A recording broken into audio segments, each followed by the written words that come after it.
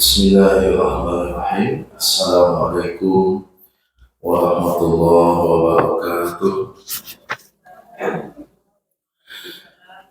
Alhamdulillahi rabbil alamin. Wassalatu wassalamu ala asrafil anbiya'i wal mursalin.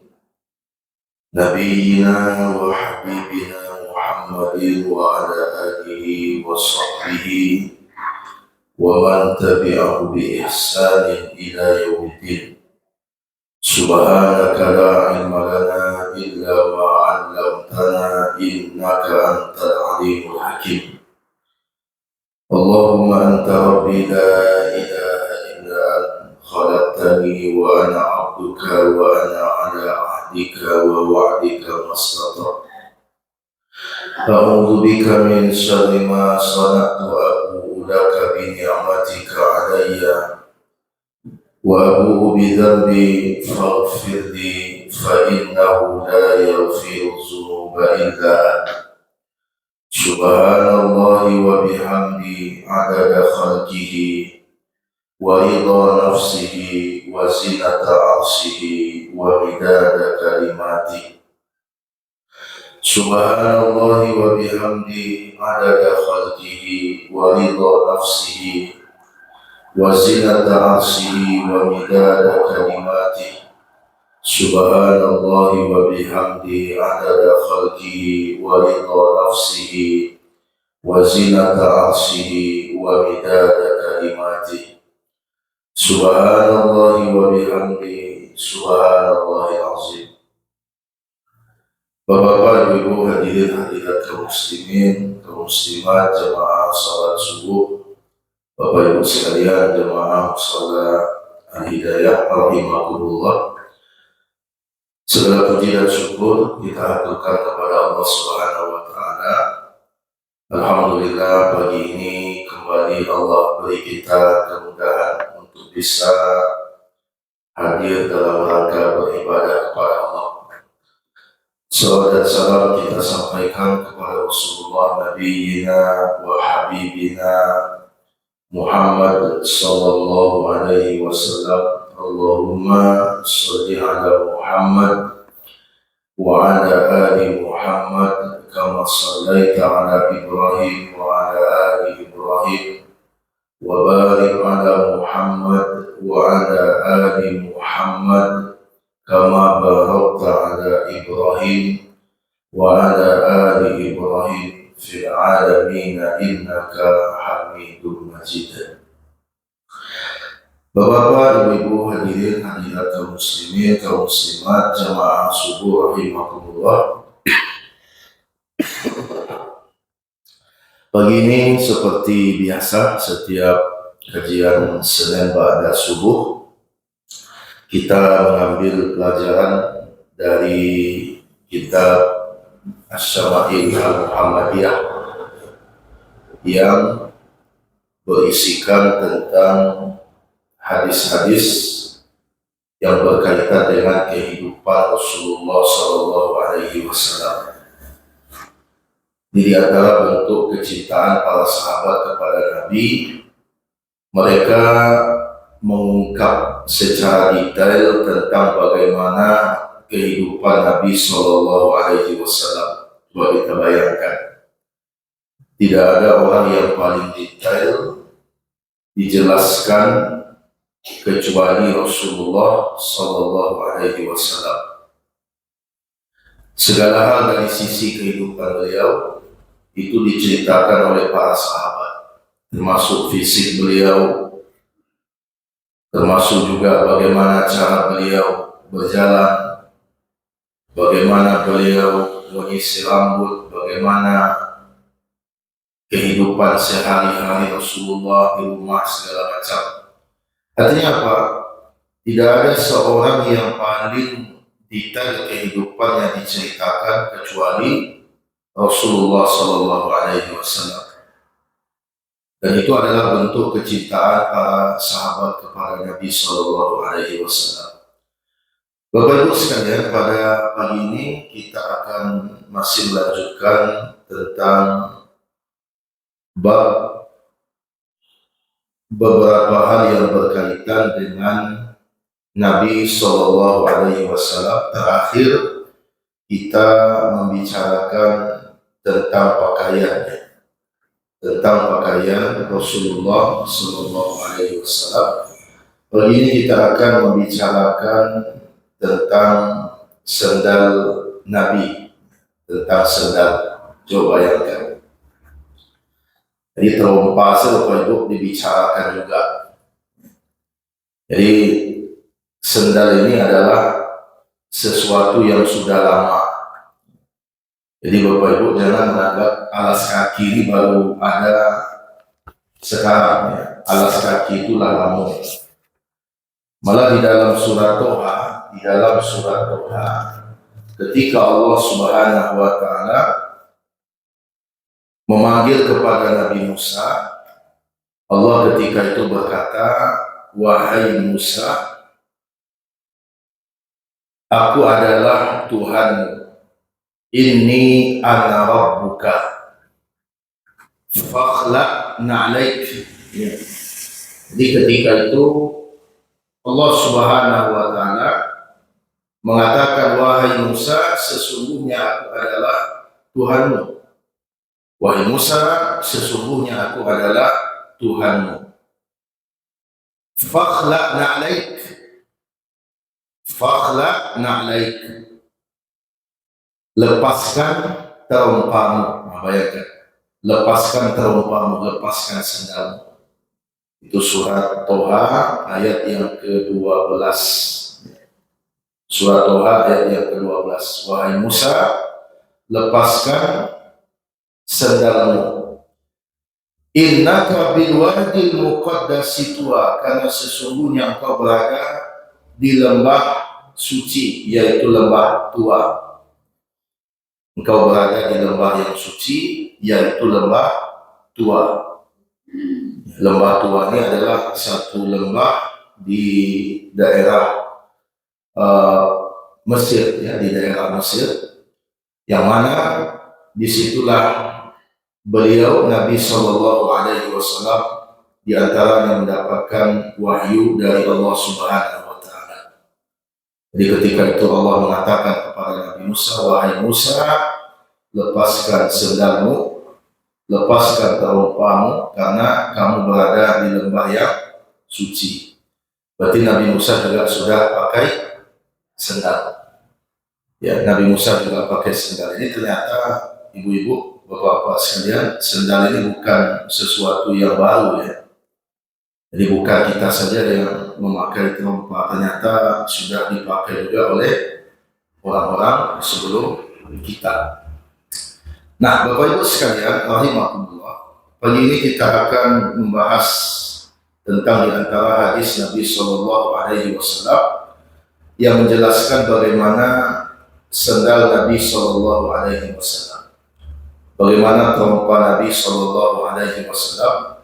Ini untuk gambaran bagi kita ya. Ini untuk gambaran bagi kita, karena ada juga beberapa hukum-hukum yang berkaitan dengan sendal. Ada berkaitan dengan sendal. Di antara Bapak Ibu, sebelum kita bahas hadisnya, ada sunnah yang banyak ditinggalkan oleh orang hari ini. Malah bukan hanya ditinggalkan, malah mungkin banyak yang tidak tahu Bapak Ibu. Banyak yang tidak tahu apa itu. Ada sunnah melepas sendal. Ada sunnah melepas terompa ketika kita berziarah kubur.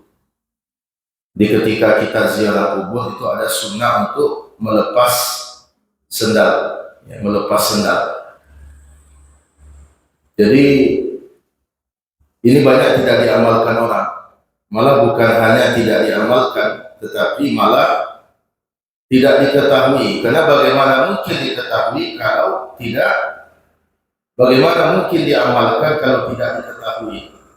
Karena pengetahuan itu adalah jalan menuju untuk mengamalkan. Bagaimana mungkin orang akan mengamalkan kalau dia tidak mengetahui apa yang dilakukan atau dikerjakan oleh Nabi Shallallahu Alaihi Wasallam.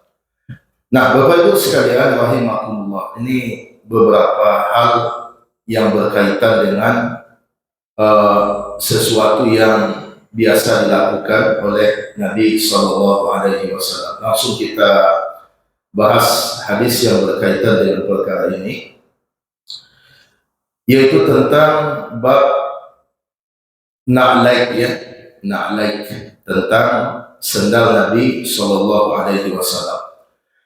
Disebutkan Bapak Ibu, bagaimana Nabi Shallallahu Alaihi Wasallam diriwayatkan oleh Imam At-Tirmizi. Karena kitab ini, kitab As-Syama'il Muhammadiyah ini adalah ditulis oleh Imam At-Tirmizi, Bagaimana bentuk sendal Nabi Shallallahu Alaihi Wasallam? Bentuk sendal Nabi Shallallahu Alaihi Wasallam itu, kalau Bapak Ibu lihat, ya, di sini ada gambarnya, Bapak Ibu. Ada gambarnya.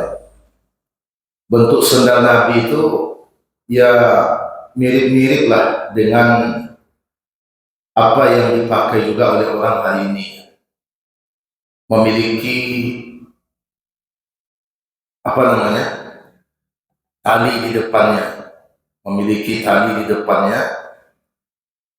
yang mana disebutkan bahwa itu digunakan oleh beliau, digunakan oleh Nabi ketika beliau bepergian. Bentar Pak Ibu, itu Ustaz.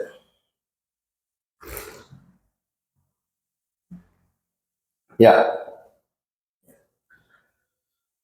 jadi digunakan oleh Nabi Shallallahu Alaihi Wasallam ketika beliau bepergian, ketika beliau melakukan suatu perjalanan, ketika beliau melakukan safar. Beliau menggunakan sendal itu sebagai alas kaki. Ya, menggunakan sendal itu sebagai alas kaki. Sebagaimana telah kita sampaikan tadi, bahwa itu masuk di dalam bab pakaian. Jadi karena sendal itu adalah pakaian yang sifatnya, ya, sekalipun dia tidak melekat, ya. Makanya ketika kita membahas tentang sendal itu diletakkan di bab sesudah membahas bab libas, bagaimana pakaian. Kemarin kita di dalam pertemuan sebelumnya itu menjelaskan tentang gamis Nabi.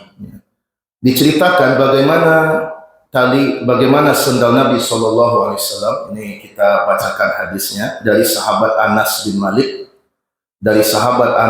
Malik. Karena na'lu Rasulullah Sallallahu Alaihi Wasallam qal lahuma kibalan. Ya, ini disebutkan oleh sahabat Anas bin Malik. Anas bin Malik ini siapa? Anas bin Malik ini adalah khadim, pembantu Nabi. Jadi Anas bin Malik ini adalah pembantu Nabi. Berapa lama Anas bin Malik menjadi pembantu Nabi? 10 tahun. 10 tahun. 10 tahun itu bukan waktu yang sebentar, ya. Ya, 10 tahun itu adalah waktu yang lama berkhidmat kepada Nabi. Ya, dan beliau berkhidmat kepada Nabi itu diamanahkan oleh ibunya, bukan untuk mendapatkan upah atau imbalan, bukan, tapi untuk melihat secara langsung bagaimana kehidupan Nabi. Ya. Nah, diceritakan oleh sahabat Anas bin Malik, karena na'lu Rasulullah Sallallahu Alaihi Wasallam qal lahuma kibalan. Ketika ditanyakan kepada beliau bagaimana sendal Nabi, maka beliau mengatakan sandal Rasulullah itu memiliki dua tali di depannya. Dan sebagaimana kita sebutkan tadi, tidak akan mungkin seseorang bisa mengetahui secara detail kecuali ada perhatian yang besar. Bertanya ke ibu-ibu, bapak, Ibu kan dah lama berkawan-kawan. Tahu tak terompa yang dipakai di kawan ini? Ibu tahu tak? Ikut terompa aku ibu punya. Tahu tak kira-kira? Lai tahu. Kalau lai tahu bu berarti ada perhatian. Tapi kalau tak tahu, berarti kita belum lagi memperhatikan secara dekat. Jadi bayangkan sampai hal seperti itu. Sampai disebutkan oleh sahabat Anas bin Malik bahwa Rasulullah itu memiliki sendal dengan 2 tali. Kemudian juga Ibnu Abbas radhiyallahu taala anhuma menyebutkan kana lina'lin Nabi sallallahu alaihi wasallam kibalan masniyun syirakuhuma. Sendal Nabi memiliki 2 tali yang bercabang. Sendal Nabi memiliki 2 tali yang bercabang. Jadi mirip seperti apa yang disebutkan oleh sahabat Anas bin Malik. Jadi miriplah seperti apa yang kita pakai hari ini, Bu ya. Mirip seperti yang kita pakai hari ini. Ambo rasa model terompa itu sejak dulu model-model itu saja itu. Ya, seperti itu. Ya karena memang fungsi asalnya itu adalah sesuatu untuk menjadi alas kaki ya. Kemudian kita lihat lagi dari sahabat Ibnu Umar. Dari sahabat Ibnu Umar disebutkan juga bahwa Rasulullah juga memiliki sendal terbuat dari kulit. Terbuat dari kulit. Ibnu Umar pernah ditanya oleh Ibnu Juraij, aku melihatmu mengerjakan 4 perkara yang belum pernah kulihat dari sahabatmu melakukan hal itu. Salah satunya yaitu memakai sendal sibeti. Sendal sibeti. Sendal sibeti itu adalah sendal yang terbuat dari kulit dan tidak berbulu. Sendal itu terbuat dari kulit. Artinya bukan dari kulit ya sudah dihilangkan seperti dari kulit kambing misalnya. Disebutkan wa amman na'alu as-sibatiyah fa inni ra'aitu Rasulullah sallallahu alaihi wasallam yalbasun ni'al allati laysa fiha sya'arun wa yatawadda'u fiha fa anna uhibbu an albasha.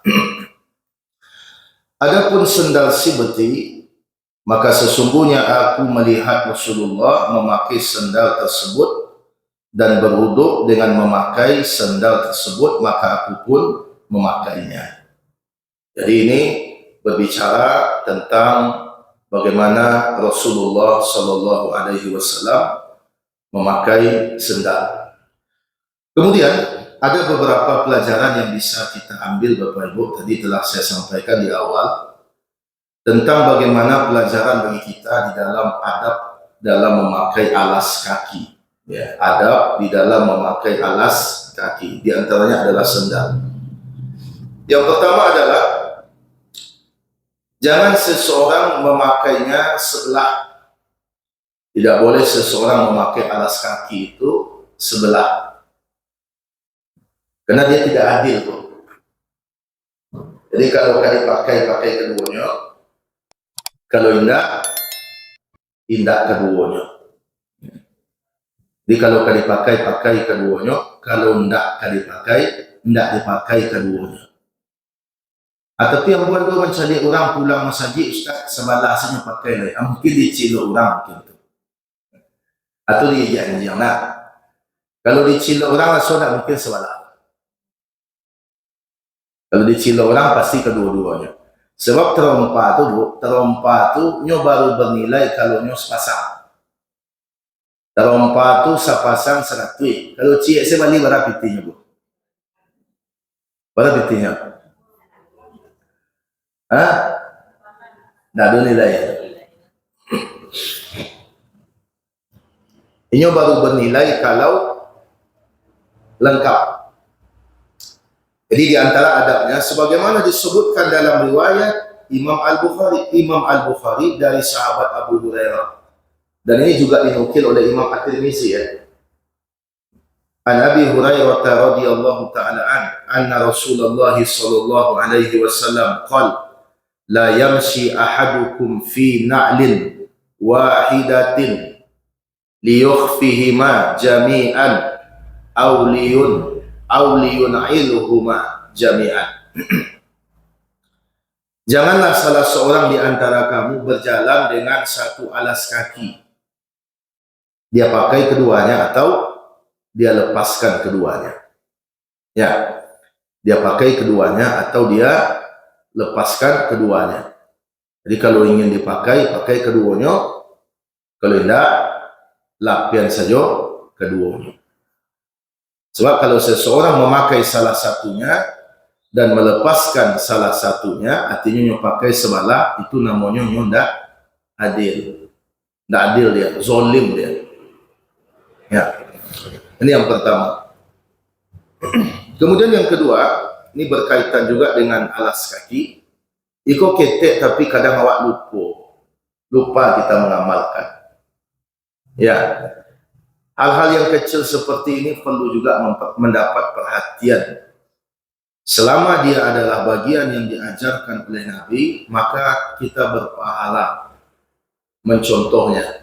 Bukan hanya perkara yang besar, tapi juga perkara yang kecil. Apalagi kalau diperintahkan secara khusus oleh Nabi. Bukan hanya beliau contohkan, tapi beliau suruh.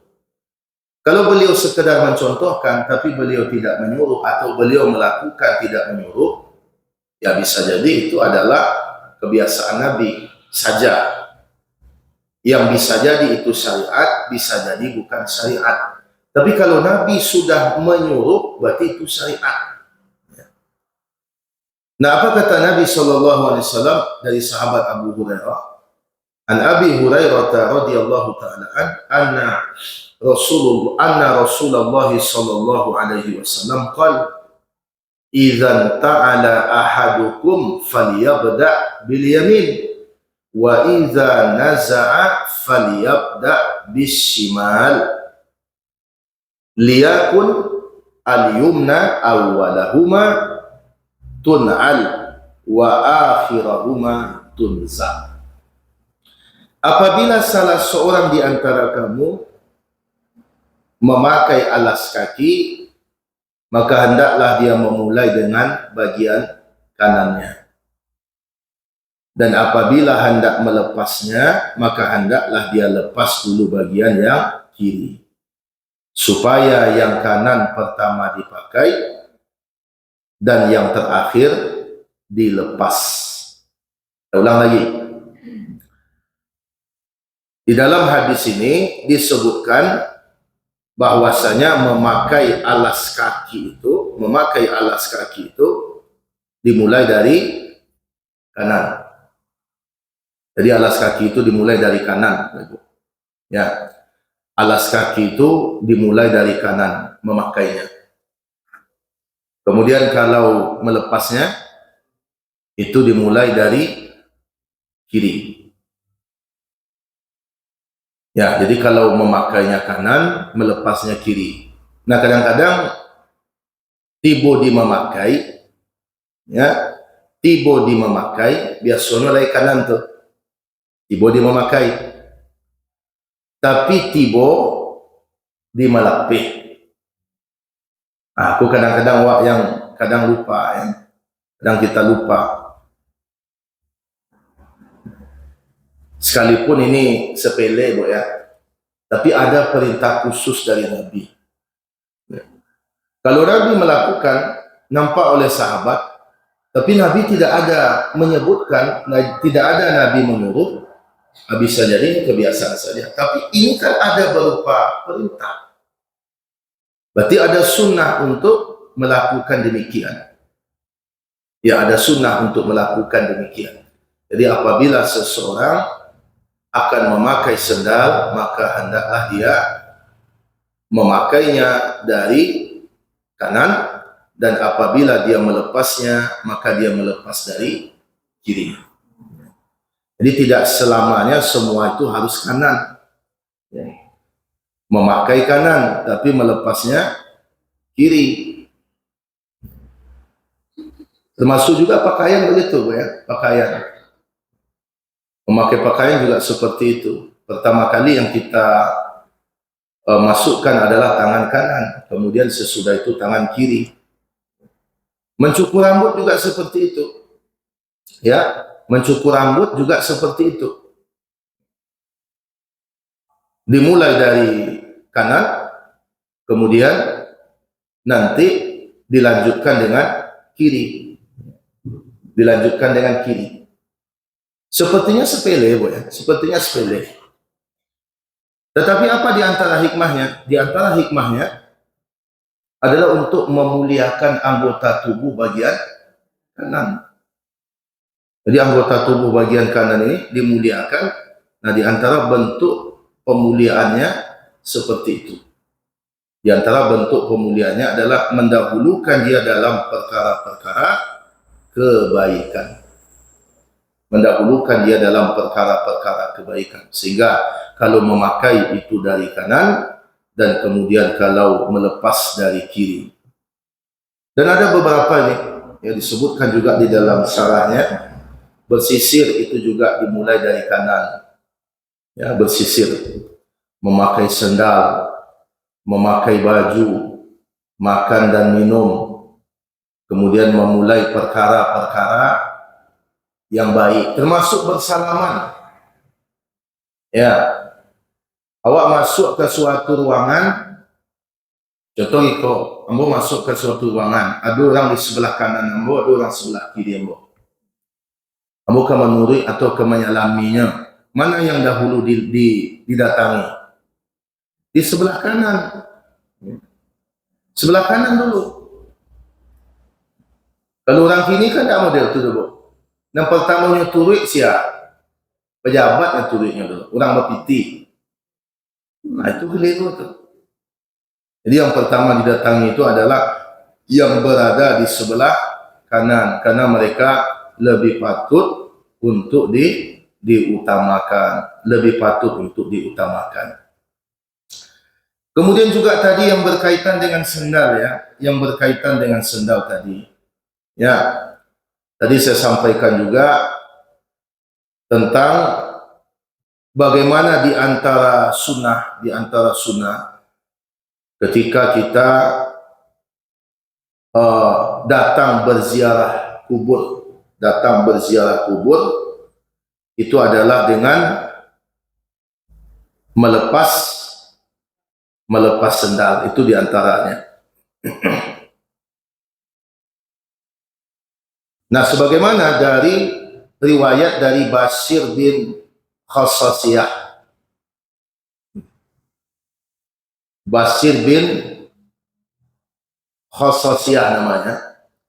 Disebutkan anna nabiyya ra'a rajulan yamshi bainal kubur wa alaihi na'lan sibtiyitan. Faqal ya sahibas sibyitain alki sibyatik.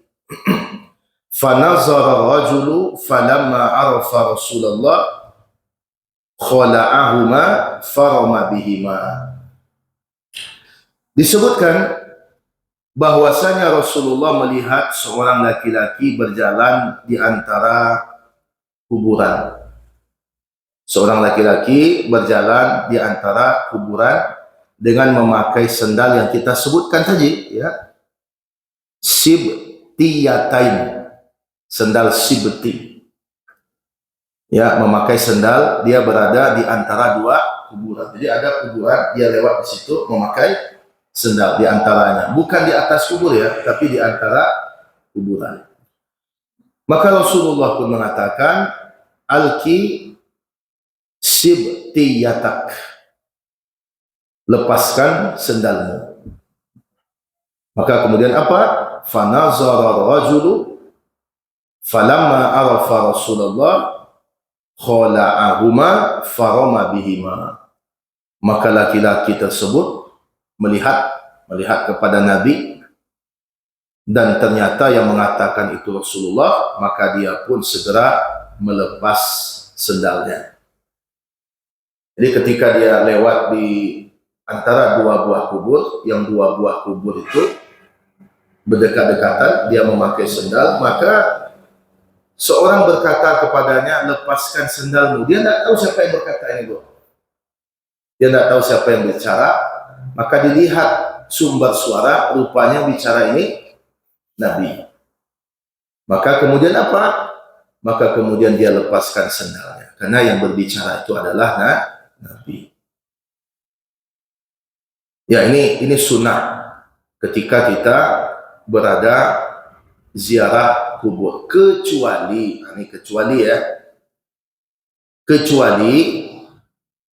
seseorang itu memiliki uzur untuk tidak melepas sendal. Misalnya kakinya sakit, ya, kakinya sakit, atau dia tidak memakai alas kaki, itu tidak mengapa. Dan ada juga riwayat yang menyebutkan tentang memakai sendal ketika ziarah kubur, ya, tapi hukum asal yang tadi itu.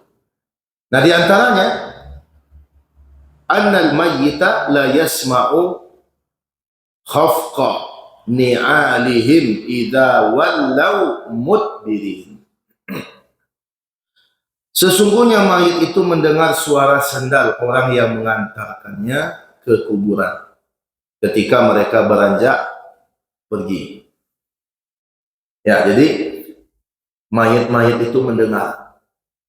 Mayit itu mendengar ketika ada orang yang meninggalkan kuburan. Terdengar oleh dia apa? Suara trompa. Nah, berarti kalau begitu orang yang ziarah itu juga pakai trompa. Tetapi yang menjadi hukum asal, ya, disunahkan ziarah kubur. Hukum asalnya adalah dengan melepas sendal. Karena hadis tadi datang dalam bentuk teguran, lepaskan sendalmu. Tapi teguran dalam makna bukan teguran dalam makna yang sangat keras. Kalau teguran dalam makna yang keras berarti apa hukumnya? Haram berarti. Ya, adapun ini bukan teguran dalam makna keras, ya, tapi berupa anjuran. Jadi kalau seseorang bisa ziarah kubur dengan melepas sendal, maka itu lebih baik. Ya. Tapi kalau seandainya ada uzur, misalnya ada duri, ya, atau kakinya sakit, atau misalnya becek, ya, atau misalnya sama-sama kuburan tuh apa? Ya. Itu boleh, tidak ada masalah.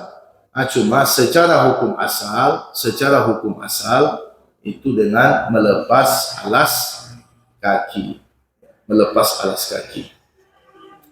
Ya, itu beberapa hukum-hukum yang berkaitan dengan sendal.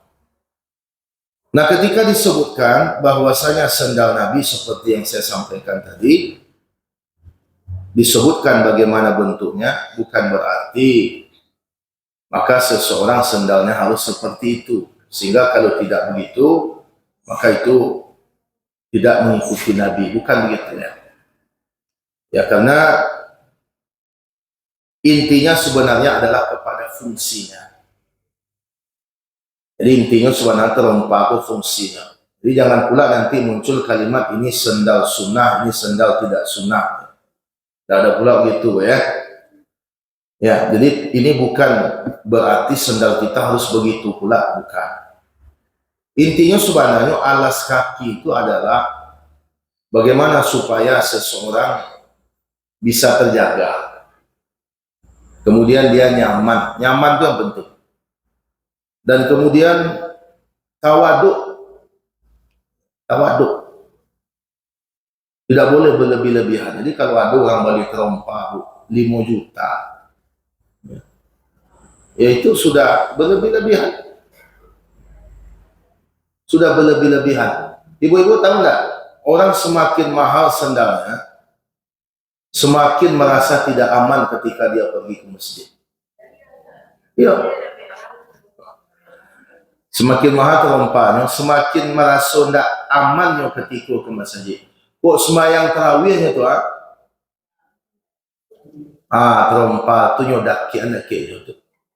Kapan perlunya sembahyang nak parkir terompah. Pokoknya biasa-biasa saja.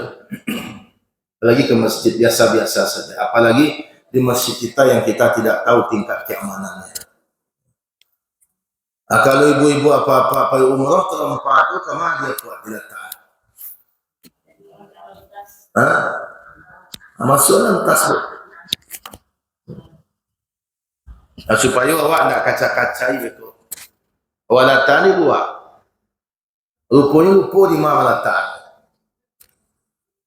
Ya semua bantu aja.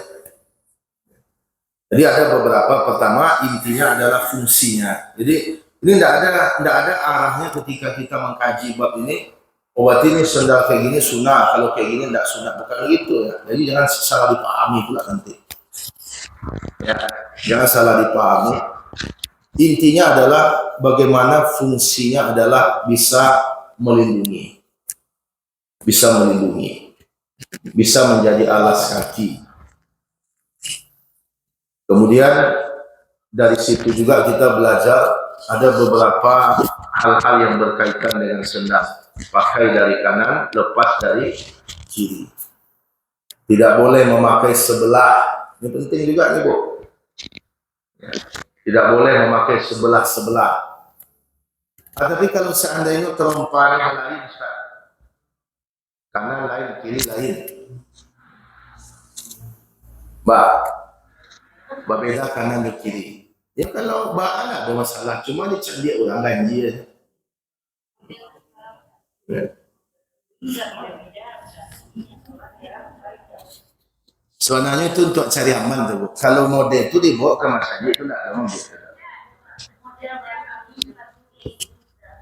Model itu loh ini. Iyalah tuh ya. Ini memang kadang-kadang sesuatu yang aneh pada masa dulu itu akan jadi tren pada masa sekarang. Bisa jadi. Ya, dan kemudian fungsinya ya ini juga penting tadi kita sampaikan tawaduk ya. Ini jangan merasa tinggi dengan itu. Makanya sendal Nabi itu tidak berbeda dengan sendal-sendal yang lain. Tidak berbeda. Ya, jadi tidak ada Nabi itu ingin ingin diistimewakan, ingin tampil berbeda dengan yang lain, tidak. Ya. Dan tidak boleh mubazir. Apa itu mubazir? Mubazir itu memiliki lebih dari apa yang semestinya di luar batas kebutuhan sehingga tidak dimanfaatkan. Makanya kalau ada kita punya berbagai macam lah, bukan hanya alas kaki, apa saja, pakaian atau apa saja yang sudah sekian lama tapi tidak pernah dipakai dan bentuknya masih bagus, tidak pernah juga dipakai, bagus kita berikan kepada yang lain. Bisa jadi oleh kita tidak bermanfaat, tapi bagi orang lain bermanfaat.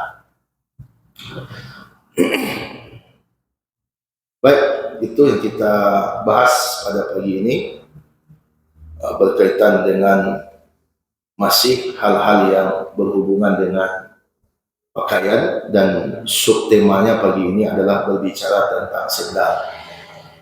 Nanti pertemuan-pertemuan berikutnya kita akan bertemu juga nanti riwayat-riwayat yang menyebutkan bagaimana kehidupan Nabi di rumah dengan istri, dengan para sahabat, ya, dengan berbagai macam yang berkaitan dengan kehidupan Nabi Shallallahu Alaihi Wasallam. Sampai di sini ada pertanyaan, Ibu, Bapak? Baik, kalau tidak ada kita cukupkan. Mudah-mudahan ini menjadi ilmu yang manfaat bagi kita. Terima kasih atas segala perhatian. Mohon maaf atas segala kekurangan. Bahwa ada Galak pilek step lah. Sampai Abu kemari petang. Sampai Abu kemari petang. Alhamdulillah untuk hujannya. Ya, alhamdulillah untuk hujan. Kalau tidak hujan, baru cara memberasir tidak. Alhamdulillah Allah bersihkan. Makanya mengandung ketika hujan. Baik, demikian. Jazakumullah khairan katsiran wa sallallahu ala nabiyyina Muhammadin wa ala alihi wa sahbihi wa sallim. Walhamdulillahi rabbil alamin. Wassalamualaikum warahmatullahi wabarakatuh.